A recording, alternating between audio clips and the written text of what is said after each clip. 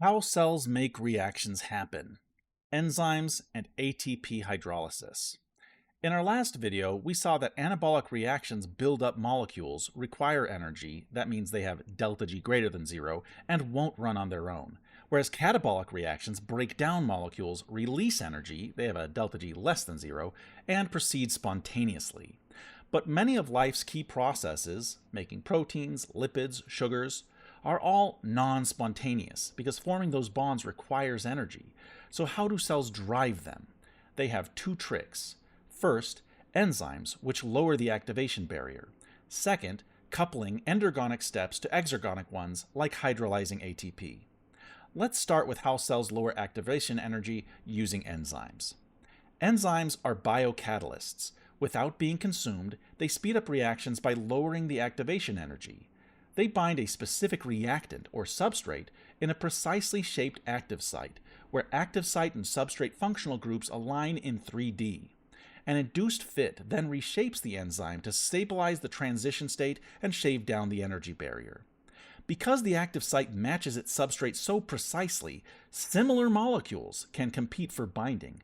This is competitive inhibition. As long as the inhibitor occupies the site, the real substrate can't bind and the reaction stalls. It's like someone you fancy is kissing someone else. You can't get that smooch unless the competition is removed. Some molecules bind away from the active site.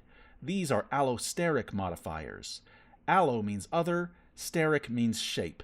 By latching onto a separate enzyme site, allosteric inhibitors reshape the enzyme so the substrate can't reach the active site. Imagine the person you fancy is free, but their mom is sitting nearby, and they're embarrassed. Nothing is blocking the active site, but the shape of the situation still prevents smooching. Allosteric modifiers can either inhibit or activate the enzyme by changing its shape. Enzyme activity also depends on helpers and environmental tuning. Cofactors, usually metal ions, assist substrates in binding the active site, while coenzymes are organic vitamins that do the same job. Because enzymes are proteins, anything that alters their 3D shape affects their function. Examples include pH, temperature, and salinity, or saltiness. Each enzyme has its own optimum range for each of these properties. For example, stomach enzymes need low pH, while blood enzymes prefer neutral. The cell's second trick is coupling, pairing an exergonic reaction with an endergonic one, so the combined delta G is negative. Most often, ATP hydrolysis, which releases energy, is linked to energy-requiring steps, hence ATP's title as the cell's energy currency. ATP is the adenosine ribonucleotide with 3 phosphate groups.